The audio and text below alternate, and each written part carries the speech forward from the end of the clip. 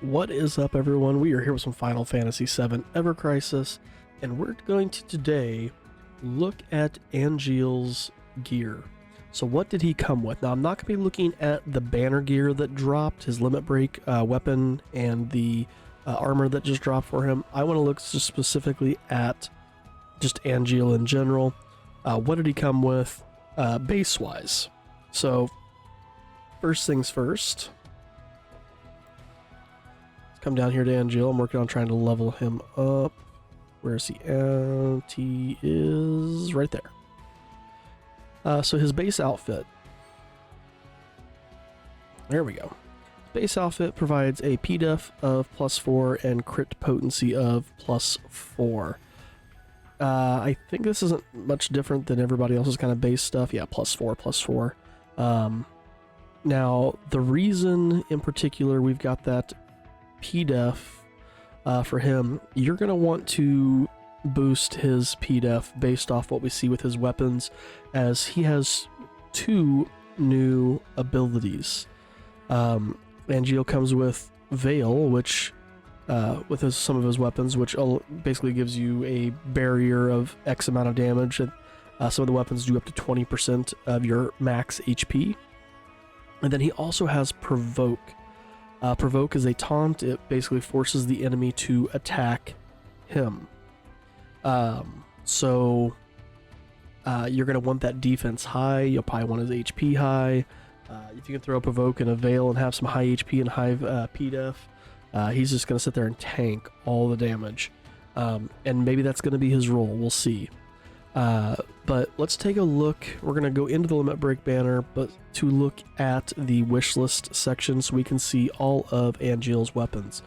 Again, I'm going to skip his new limit break weapon because I just want to look specifically at what do we have right now for Angeal. So for free, we got the Type 90 Longsword, and at that base 5-star, it deals 400% physical, non-elemental damage, provides Provoke for 60 seconds. So for 1 minute, all attacks are going to be focused on him. And you can see that at base 5-star, this thing provides 40 points to PDEF. I mean, just on its own, at base 5-star, it takes you up to level 5 plus 60% physical defense. Again, he's going to need that. If you do happen to take it up to OB6, 620% Provoke still lasts for 60 seconds. It does have a regen. That regen is not very long, it's just 6 seconds. But the PDEF goes up to 54. So now you're 1 point shy of that level 7, 80% physical defense. Boost physical ability potency of +18. So this is if you're main handing it, of course. If you do completely max it, you are well above your physical damage or physical defense cap. You're 7 points above, so you're at +80%, doing 750% physical non-elemental damage. This is mainly here, like I said, as that Provoke thing to take that damage off of a weaker character that might wipe them. You know, he can then tank that damage with that 80% physical defense. Moving on to the Great Sword A. So 340% physical non-elemental damage to all enemies, so it's an AoE attack. Their PDEF is increased mid to high, just at 5-star. All enemies. Provides Veil, 5% of max HP of the affected, of the max HP. So you look at, whoever you casted it on, which in this case is himself. This one only goes on himself. You will get 5% of your max HP as basically a barrier. So that's free damage. Stack that on top of your Provoke, and again, he's got that +80% defense. Let's say you had that last sword maxed out. +80% defense, you've got Provoke, you've got your, and we'll see that this number I think increases as this one gets more overboosted. You're going to be tanking the damage. It has a boost P attack of 20, boost physical ability of 16, and then P attack down the board. You take it up to OB6, 480. That PDEF is now high to high on all enemies. You're now up to 8% of your max HP. If you do take it up to OB10, if you're lucky enough there, you stay high to high here. I'm assuming soon we're going to see a damage break here, and we'll actually start seeing very highs. But 540 across all enemies, and now you have 10% of your max HP as a barrier. Physical ability potency of +52. So again, your main hand in this thing, that right there puts you just shy of level 7 attack stance. So he is going to just be a tank. Alright, Type 91 two-hander. This is a diamond sigil magic weapon. Deals 260%, well, let's go ahead and max it. 260% magic non-elemental damage to a single enemy. P attack is decreased mid to mid on a single enemy. And when your HP is 50% or more, their M attack is decreased mid to mid. Base 5-star, 30 points to HP, so again, puts them at that 45% if you're main handing this right off the bat. Boost ability potency at 12, magic attack boost down the board. Take it up to OB6, you're now mid to high. Just in the P attack, M attack stays mid to mid. HP goes up to 40, so now you've hit that 60%. And you take it to OB10 for 20%. So single enemy, P attack is still mid to high, and M attack is still mid to mid. I kind of wish that this maybe would have changed mid to high here, because really the only thing you're truly gaining here is getting the boost to the boost ability potency and just a tiny bit to the HP. Just enough if you're main handing it to take you over that level 6 threshold.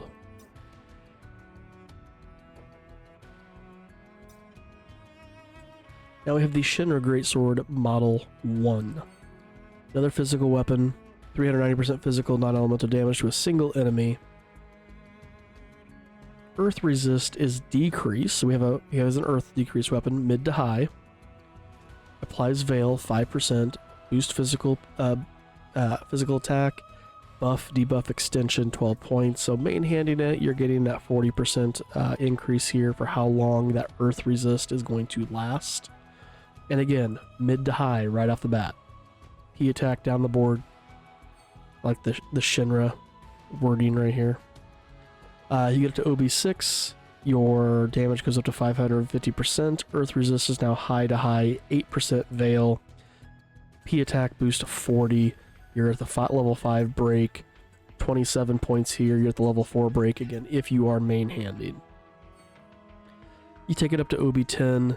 620, Earth stays high to high for that Earth resist. You get that 10% magic veil. 46 points here, so now you're at the level 6 break. And then 39 points here, your buff debuff extension, which puts you over level 5. You get 150% effect duration on your buffs and debuffs. Solid weapon here. Next up, we have the CC Alloy Greatsword. So this is a magic weapon, light magic lightning weapon to a single enemy, similar to the CC Alloy Sword of Sephiroth's, but this is a great sword. 500% magic lightning damage to a single enemy, boost M attack of plus 40 right from the get-go. So you're going to give yourself that plus 30 to your magic attack. Lightning boost is really weak, 8. Main handing this, you're at 15%. Magic attack down the board here. Get it up to OB6, you get a huge increase here, 740% magic lightning damage, 54 to magic attack. You are already at OB6, 1 point away from having max magic attack with this weapon if you're main handing. And I like that it's single enemy and not AoE. Boost lightning though is really weak, 18 points. This is going to put you here at the plus 25%. So you're definitely going to need something to supplement your lightning potency, but at OB10 with one weapon, you're already max attack if you're main handing this. Hell, even off handing this, 36 points is going to get you to level 5.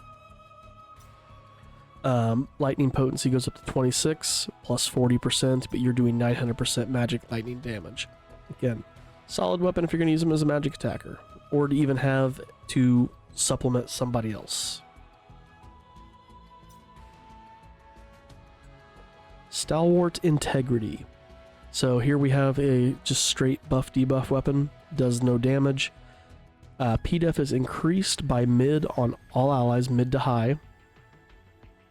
And magic heal is cast 5% of healing potency on all allies, and when your HP is 70% or more, P attack is increased mid to high. This is going to be a solid weapon for him to have if you want to have him as a buffer. At max 5-star, 40 points to HP. So again, 60% there. 8 to the buff debuff, so plus 40%. Attack, P attack, M attack. This is going to be something you're probably going to offhand, honestly. You're not going to main hand this guy. Get it to OB6. And this is a sweet spot to have this thing, because right here, boom, P def high to high. If your HP is high enough, P attack high to high on all your allies. Get a slight heal, 6%. HP is plus 54, but again, you're probably going to be offhanding this, so let's say 27. So you're at the level 4 break. Buff debuff extension is at 18, so 9. You're going to be at that 40% break. If you do get this thing up to OB10, none of that changes except for the durations. 7% magic heal now instead of 6%. HP goes up to 62, so 36. You're at that 60% break point. Buff debuff extensions at 13, so you're still at that 40%, but you're just shy of hitting 80% there. Again, you're going to be supplementing this weapon anyways. The Innocent Warrior. We have a fire AoE magic weapon at base 5-star here, at level 120, boost M attack 20. So this is our first kind of really balanced one with him. M attack is plus 20, so plus 15%. Fire boost, our potency is 16, so plus 25%. Magic attack down the board. If we increase this thing to OB6, 440% magic fire damage to all enemies. Magic attack is plus 27, so plus 20%. Fire potency 36, so you're at 55%.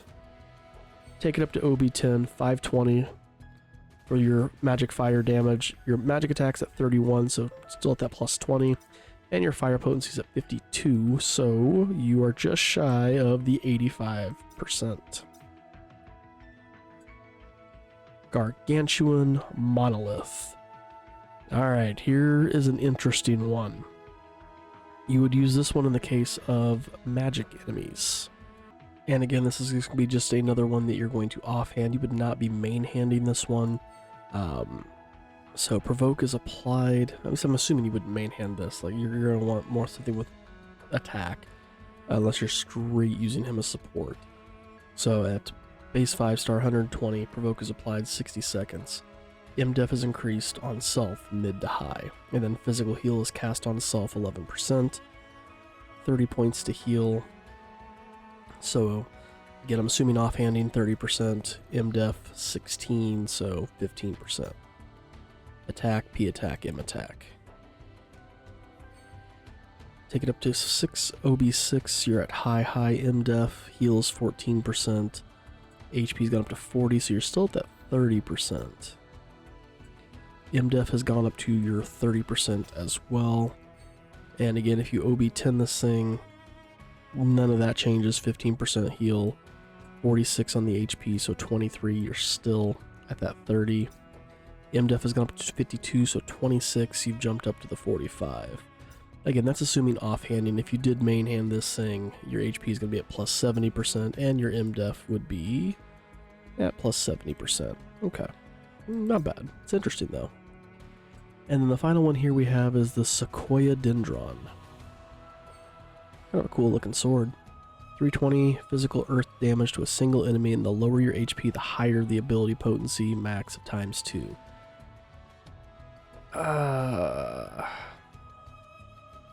I mean, if you're provoking, he's going to be attacked more. But do you really want to keep your HP low when he's going to be the focus of attacks the entire time? I don't know how I like this one. I like it for maybe as a spare weapon for somebody else. So boost P attack 20, earth potency 16, P attack down the board 500% at OB6 27. So 20%, 36 on earth potency, so 55%. Maxing at OB10 31, so 20%. And earth potency 70%.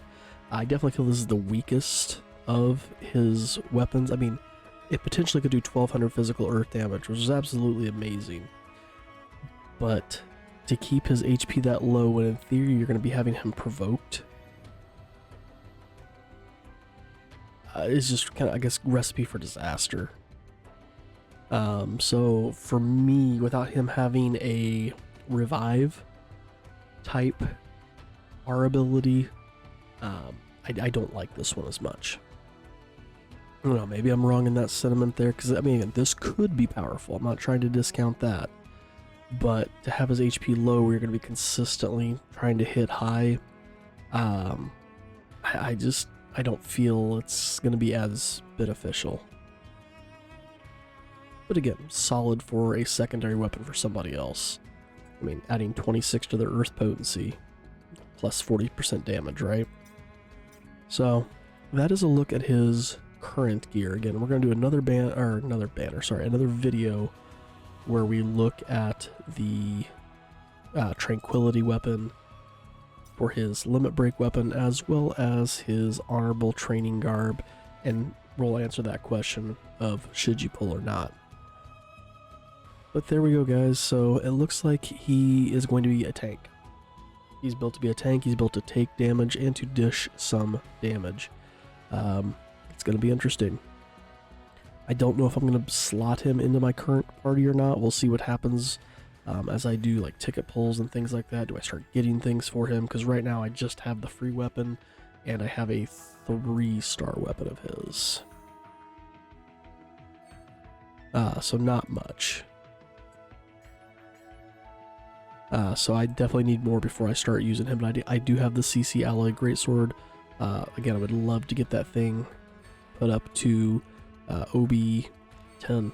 Honestly, I would love to have this on a character. Maybe him, maybe not. I don't know. But yeah, cool stuff, guys. Let me know what you think about Angeal and his gear. Do you agree that he's a tank? That's what he's meant to do. And like I said, yeah, we'll look at the ultimate weapon in another video. So we're going to call that here. Thanks for watching, guys. Again, if you do like what you see, if you'd like to drop that like, comment, or subscribe if you're not already, that'd be absolutely amazing. Thanks again for watching, and we'll see you in the next one.